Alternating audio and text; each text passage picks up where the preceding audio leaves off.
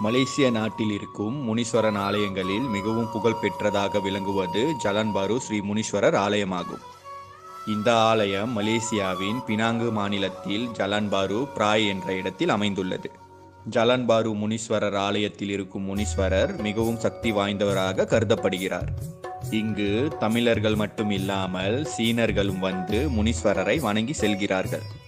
இவ்வாலயம் வெள்ளைக்காரர்களின் ஆட்சியின் போது 1870இல் பினாங்கில் பிரிட்டிஷ் கிழக்கிந்திய கம்பெனியில் வேலை செய்த தமிழர்களால் கட்டப்பட்டது. இவ்வாலயம் கட்டப்பட்ட போது ஸ்ரீ முனியாண்டி ஆலயம் என்று அழைக்கப்பட்டது.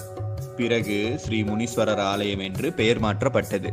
தொடக்கத்தில் இந்த ஆலயம் வெறும் சிறிய அத்தாப் குடிசையாக மட்டுமே இருந்தது.